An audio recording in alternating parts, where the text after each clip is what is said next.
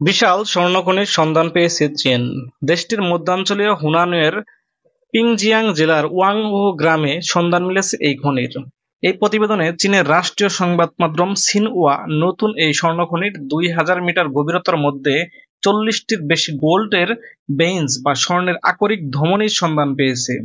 স্বর্ণের খনিতে অনেক সময় পাথরের গা চিরে জমাট স্বর্ণের ধারা পরিলক্ষিত হয়, যা অনেকটা ধমনির মতো হয়।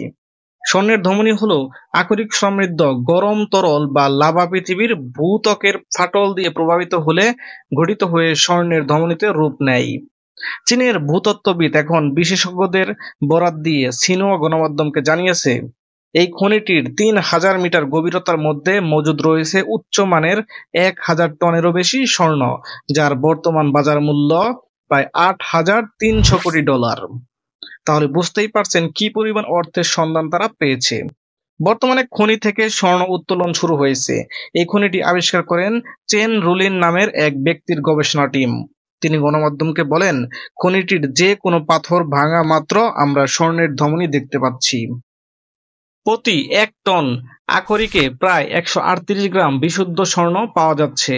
টিমের আরেক সদস্য ইয়োজান লিউ জানিয়েছেন, স্বর্ণ আহরণের জন্য আমরা অত্যাধুনিক প্রযুক্তি ব্যবহার করছি। অর্থনীতিবিদরা বলছে, যদি ডলারের মান স্থিতিশীলতা না আসে তাহলে অদূর ভবিষ্যতে স্বর্ণের দাম আরও বাড়বে, তাতে কোনো সন্দেহ নেই। বিশ্বের প্রথম অর্থনীতির দেশ চায়নার কাছে এ যেন মেঘনা চাইতে বৃষ্টি।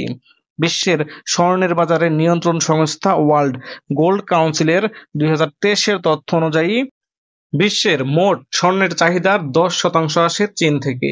চীন স্বর্ণের বাজারে অনেক বড় একটা জায়গা দখল করে আছে, তা বলার অপেক্ষা রাখে না। তাহলে বুঝতেই পারছেন চীন আরও অর্থ এবং বিত্তশালী হচ্ছে দিনকে দিন। চীনের অর্থনীতিকে যুক্তরাষ্ট্র কোনোভাবেই থামাতে পারছে না এবং অদূর ভবিষ্যতে পারবো না বলেও ধারণা করা হচ্ছে।